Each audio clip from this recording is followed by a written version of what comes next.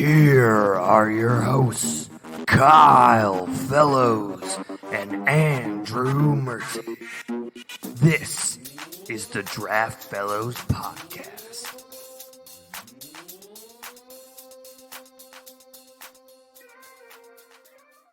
Welcome back to episode 8 of the Draft Fellows Podcast. My name is Andrew Mertig. This is Kyle Fellows. We are the Draft Fellows. Make sure you check out our channel on YouTube, or you can, of course, check out the audio version on your favorite podcasting platform. Today is our second part of the NFC North draft review. If you want to check out the other divisions we've covered, or episode 7, where we take a look at the Bears and the Lions, follow the channel or the audio podcast. Kyle, how are you doing? I'm doing really well. I am excited to be back for another episode of the show. We get to cover our favorite team that we follow religiously. So we're excited. Minnesota Vikings. The Minnesota Vikings. Yeah, throw a wrench at everybody. That sounded terrible coming out of my mouth. But we're going to talk about the Green Bay Packers. We're going to talk about the Minnesota Vikings and kind of round out this conversation up over the NFC North. It's going to be a fun conversation. Andrew, I mean, we're Packers fans. Someone this week told me that cheese curds were the most overrated of Wisconsin products. And as I will fight them in the street. I don't care what your question is right now. I will fight them in the street. I know that you no longer live in Wisconsin, but I feel like as someone who used to live very close to Lambeau Field and the entire surrounding proximity of all of Wisconsin, like I feel like you are a source on this. Is that the most ridiculous thing that you've ever heard? That is the most ridiculous thing that I've ever heard. And I will tell you that like everybody has their own preference, and like the cold cheese curds, the squeakers, if you will, those are not my preference. Now, will I eat them? Yes, by the bagful, of course. Fried cheese curds, that's my go-to. Yes. So when I am back in Wisconsin, I count the number of days I'm there by the amount of cheese curds that I have eaten in said day. Right, my record was 5 days in a row on one visit. So that is very. That's what we're working with. Yeah, we have to get some real content here. But last question: Culver's curd burger. Too much curd? Never had it. No. Is it? I missed because there's too much curd there? Like, are we talking too much cheese? I've heard it's a little bit of a weird concept, like it's too much cheese packed into one right the curd, meat if cheese you will. ratio. Yes, that's a lot. There's a lot going on there. Yeah, but you've had it. I've had it. Yeah, I'm the same. Like, I like the things separately, like the burger and the curds, but like you stack them together, the ratio is off, and it's not there. I've had some really good cheese curd burgers, but they were like the small cheese curds on top of the burger. Okay. Yeah. I can see that. Versus that sounds too much like something you'd find at like a state fair. Right. It's like a slab of cheese fried. It's right. It's a weird concept. But I mean, all right, shut up, Draft Fellows. Let's move on. Go to the Green Bay Packers draft class, which is the largest draft class we've covered so far. So bear with me here for a second. In the first round, the Packers ended up taking offensive lineman Jordan Morgan out of Arizona. In the second, 2 picks, Edgerrin Cooper, the linebacker out of Texas A&M. I don't know why he's labeled as an edge here. Sorry, that was a copy-paste thing. And then they also got safety Javon Bullard out of Georgia. In the third round, running back Marshawn Lloyd out of USC and linebacker Tyron Hopper out of Missouri. In the fourth, they get safety Evan Williams out of Oregon, 2 fifth-rounders, Jacob Monk out of Duke and Keaton Oladapo, the safety out of Oregon State, and then Travis Glover in the sixth. In the seventh, quarterback Michael Pratt and cornerback Kalen King. Kyle, where do you want to start? Fun draft class. And so we've committed to being as impartial in our review of this draft as we can as Packers fans. Your emotions always get mixed in. So we try to think back, how did we view these players before they were Packers, right? To be really fair. And so Jordan Morgan was a player that I actually really, really liked. I think I was one of the few who thought if it happens at 25, totally fine. Good value there. Given the way that the board fell, I felt like the Packers kind of seemed zeroed in on this pick more than letting the board come to them would be my only criticism. But they love this player. This is a player that wants to play left tackle. Like in his interviews, he's pretty adamant that he wants to be a tackle. He's showed that he can do that. Coming off of an ACL injury in 2022, working back in 2023, there's a chance that he is still ascending kind of to the player that he is going to be, which might lend you to more athleticism than even what he's shown and even what he's tested that would let him be a true left tackle in the league. That said, if he doesn't fail, if he does fail at tackle, I think you feel pretty comfortable that he's going to slide inside and stay as a super athletic offensive guard for a really, really long time for the Packers. So I really like this pick. I know a lot of people were stunned by it. I was surprised, but I really like the pick. I don't know, Andrew, what did you think of the Jordan Morgan pick there at 25? Yeah, and Morgan is my 28th overall prospect. So like this is right in the neighborhood of where I thought he should go. I wasn't in love with the draft pick. Taking an offensive tackle with short arms is dangerous, but I guess if you want to look at the upside, he was already a really, really good mover. He had a 9.2 relative athletic score, and that is still recovering from a knee injury, right? And that cost him a lot of 22. So I think, you think, okay, with another off season under his belt, he will continue to heal from that and then, return to hopefully that elite mover that he was the year before. And I think that's where you can get really excited about this if you can overcome some of the arm length issues. And there's plenty of tackles who have done just that. Then I think, you could see a really good value. And you're right. Like this is a guy who can totally fail inside. Is that the best value at pick 25? No, not really. But it does give you a really safe floor that I think you don't always get with other players. And, I'm not going to be like overly picky about this. I'm just not super excited because as we talked about last episode, Terry and Arnold was staring them in the face. And Jordan Morgan is where they landed. But how about these two defensive players that they ended up with in the second round? Yeah, I think the Packer fans probably left the first day kind of with that like B plus kind of feeling about maybe their first round pick. But I love the second round for the Packers. I think that they did some really nice things here. Edgerrin Cooper at 45. We all knew that the Packers were going to take a linebacker in this draft somewhere. Traditionally, the Packers haven't always picked linebackers really high. That kind of started to change a little bit, maybe with the Quay Walker pick a few years ago. But would they do it again? Like that was the question. And again, picking a linebacker at 45 is kind of breaking trend for the Packers. So this seems to be maybe something that they're now comfortable with doing. Super athletic, lots of speed, good blitzer. There's lots of reasons why this is a player that you would covet in the second round. I kind of had more of like a late second round grade on Cooper myself. So I had in my notes, like I probably wouldn't take this player until late second, like that 58 pick that the Packers had. But given the need and given what he does provide, I do think that he was worth the pick here at 45. Yeah, I had Cooper as my 57th overall player. So like right in the neighborhood.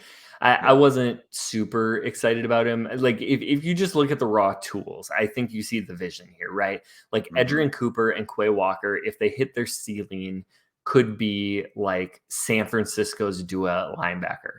Yeah. They could. Super talented. Are they going to do that? I don't know. And I guess, as a fan, a self-disclosed fan of the Green Bay Packers, that makes me nervous because these are two really, really athletic linebackers who both kind of struggle with processing.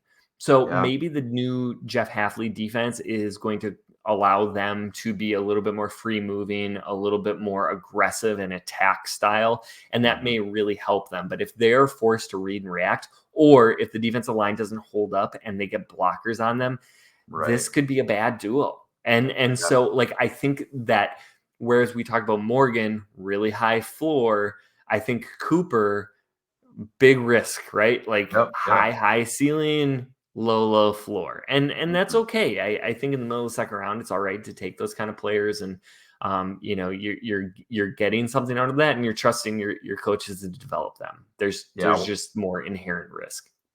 One of the big hangups that people had with Quay Walker was like that processing. And like one of the things that like you kind of heard with this transition to this defense was like maybe Coach Hafley was just going to let him run and chase a little bit more and think less.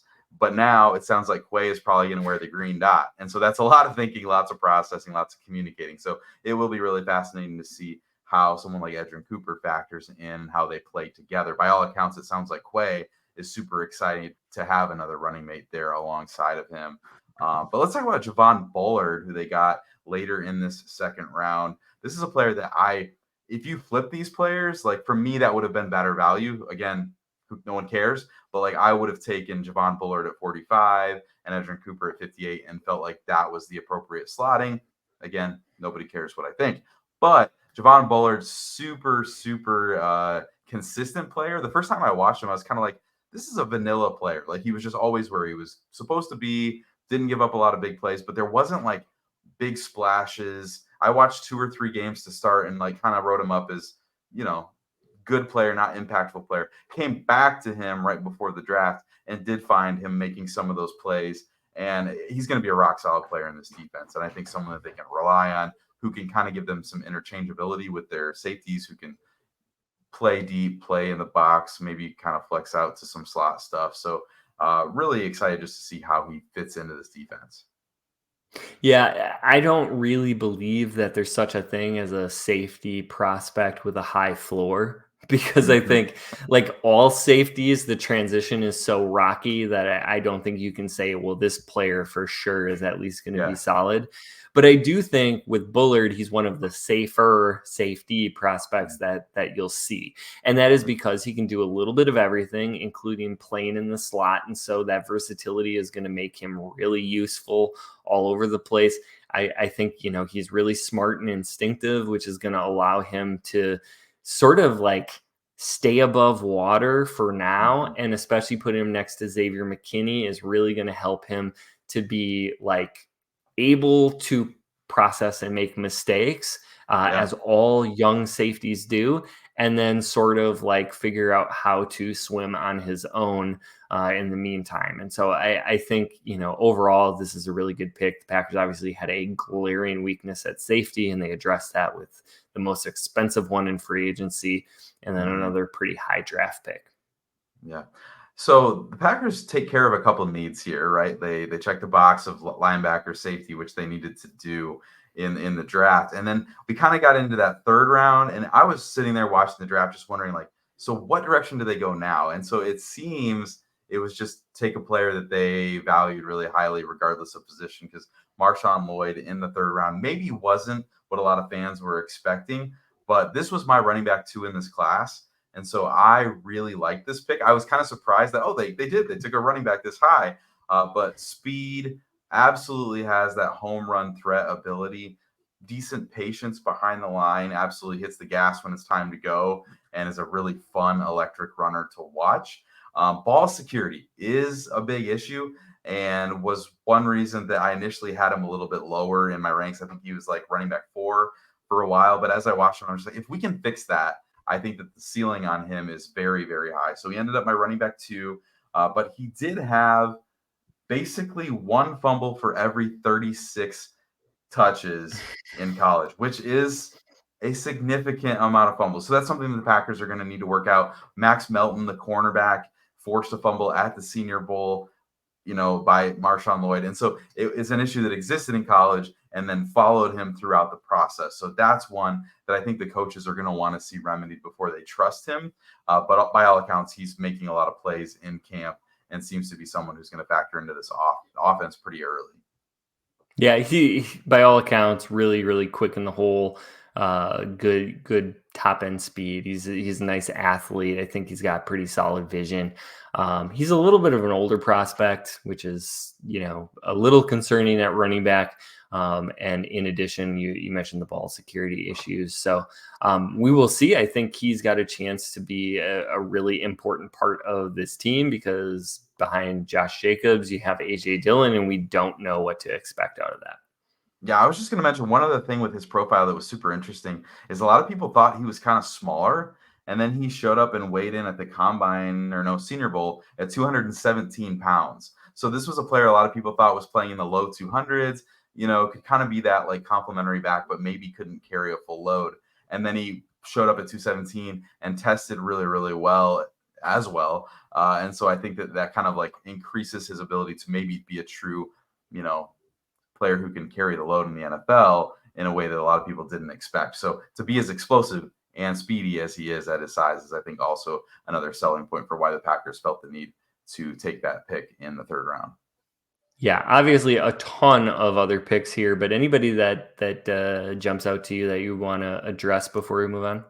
Oh man, yeah, like you said, the Packers had a ton of picks. I guess Oladapo, the safety, is going to be a fast. I mean, the Packers made lots of safety selections, and they picked Evan Williams before Oladapo, but this is kind of a different kind where he's going to be kind of that box defender. You want to be honest about not putting him too deep into coverage, but I do think that he is a playmaker that they could, see have a role for him early on defense, but also on special teams. I think that's probably the story of a lot of the rest of this draft class is maybe some snaps on defense or, but really special teams is where you're going to see a lot of these guys like Tyron Hopper, Evan Williams. Like they're going to be impact players there. And for a team that was pretty weak on special teams, or it has that history the last couple of years, getting those guys into the building is probably going to be just as valuable on special teams as anywhere. Yeah, I absolutely love the Packers' 2 7th-round picks. Quarterback Michael Pratt out of Tulane, I had a third-round grade on. And I truly believe he's going to go in and beat Sean Clifford for the backup quarterback spot. And I think he could potentially develop into like a really nice backup, maybe even a bridge starter kind of eventually in his career. I love his processing, some physical limitations, but like for him to fall into the late 7th round just didn't make any sense to me at all. And I know people were really, really down on Kalen King. He had a rough 2023 year at Penn State, but I think he's a corner with the upside of being a really, really nice slot corner. So if he can regain some of that confidence that we saw when, he was a really, really like highly watched name in 2022 coming into this past year, I think if he can regain a little bit of that confidence, he could be a great, great value at almost the end of the draft. Yeah, the Packers got Carrington Valentine last year. It sure looks like they have a chance to at least get another player who could play meaningful snaps for this team at cornerback again this year. You mentioned Michael Pratt, just a player that high character, great interview guy, team captain. He's going to be another guy who's going to come in and push, like you said, for that second quarterback job. You love as a backup quarterback that one of his best traits was limiting turnovers. And so if you need someone to come in and play some snaps, we don't know. Jordan Love has been durable to this point, but if you were to miss any time, you like to think that you have some options back there behind him. But an exciting and very deep class for the Green Bay Packers. Yeah, last thing on Pratt. This is a weird thing for me in regards to all quarterbacks, but I do really appreciate a player that plays at a lesser known program that has ended up having a lot of success at quarterback. I think that ends up being a trait that transitions really, really well, especially when you're talking about backup quarterbacks around the league. So not necessarily something measurable, but something I really liked. And that'll transition us into the Minnesota Vikings, who had 2 picks in the first round after a bunch of trades. They stick and pick, sort of. They traded up one spot from 11 to 10, and they get their quarterback, J.J. McCarthy, out of Michigan. And then they traded back up, get the 17th pick, and they take edge Dallas Turner out of Alabama. They then don't pick again until the 4th round, cornerback Kyrie Jackson out of Oregon, and then 2 6th-rounders, Walter Rouse, an offensive tackle out of Oklahoma, and the kicker, Will Reichard out of Alabama, 2 7th-round picks, Michael Juergens, a center, and Levi Drake Rodriguez, a defensive lineman. Kyle, what do you think? This is quite a draft class because I think of the implications it's going to have for the future of this team, right? Like Kirk Cousins' absence and exit kind of paved the way for J.J. McCarthy here. I don't even think the team has tried to really hide that they were trying to get Drake May. So some of those things to navigate as far as this was their second choice. That doesn't mean it's going to be a bad choice, but that is interesting. That was kind of how things ended up for them. J.J. McCarthy is, I think, what a lot of people have said, and we don't have to pretend that we don't know if he's going to be bad. We don't know that he's going to be good. This is a player who the limited snaps at Michigan make it really not limited snaps, but limited gradable passing opportunities make it hard to evaluate. Like, what is he going to do in his transition? I think there are things on tape that make you think that in those third and long situations, he performed pretty well. And you'd like to think that that means that he's going to be able to make that transition. There's absolutely a case where, like, he has some things about his game that make you concerned. Like, he doesn't layer the football incredibly well. He kind of likes to just like laser it in there. And there's going to be a little bit more nuance to the way that he's going to have to, layer the ball and put some touch on some passes that he just, not that he can't do it, but didn't do it a lot at Michigan. But he's going to be a player who's absolutely going to make a lot of plays on the move. He has that athleticism, but the Vikings certainly saw the package and were intrigued enough to take him at 10. But I think that there's a little bit of a learning curve here that's going to take a while for him to get used to the NFL. But he's got the pieces there around him to help him for sure. Yeah, definitely. I think if the Vikings are smart with McCarthy, they'll really allow him to sort of redshirt this year. Do I think that's what they're going to do? Not necessarily, but I think that it would be wise for them to give him a year to learn and let Sam Darnold sort of roll the dice. If they want to throw him out there right away, I just really hope that they're not going to drop back and try to throw 40 times a game, despite the weapons that they have. I think for McCarthy, that's going to be a really, really difficult transition into the NFL. And so, I think there's some really serious upside here, but a ton of risk. We talked about like high ceiling, low floor players, and McCarthy certainly fits that bill. My biggest question was just like, how high is that ceiling, right? Like, is the pinnacle of this guy's career Jared Goff, or is it more like a Justin Herbert? And I don't know. Like, we didn't even get to see the flashes. So you talk about like a really high risk player, like a Patrick Mahomes or a Jordan Love or a Josh Allen, guys that like we saw flashes of incredible brilliance in college, but we also saw like some really, really bad stuff. And so you're like, well, what is this player? We don't know. With McCarthy, I'm not even sure I know what his upside looks like. So that could be a really good thing, but it also could mean that you're taking a guy that's really risky and doesn't necessarily have a super high ceiling. Yeah, and I mean, there's been a lot of talk about like the intangible piece of JJ McCarthy, and Jim Harbaugh like swears by his leadership and just the way that he commands the offense and those kinds of things, and the way that players want to play for him. And I think that there's a little bit of like that Joe Burrow personality, like where he just kind of gets guys to play for him, and there's good energy there. But that's really hard to measure. Like, does that translate to the NFL? Like, is it something that impacts a team the way that you want to think that it does? Maybe, but like, it's really hard to measure what that value is going to be, because we heard so much about like the person is so valuable, even maybe more than his ability. So that'll be really interesting to see how he's able to really take leadership there in Minnesota. But at 17, they didn't stay put, right, Andrew? Like, this is a team that saw the opportunity to go up and add another impact player, and they did that in Dallas Turner,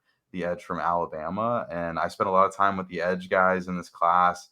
This was my edge one. So as a rival to the Packers, who I love, this was a hard one to see happen. But he's an interesting player because of his skill set, right? Like, this is a player who's not the biggest guy in the world, super athlete. There are times on film where Dallas Turner looks like he's an extra inside linebacker. Like, he moves that well in space. And so he kind of gives you that versatility to be someone who can come off the edge, but can also drop into coverage and do a lot of different things.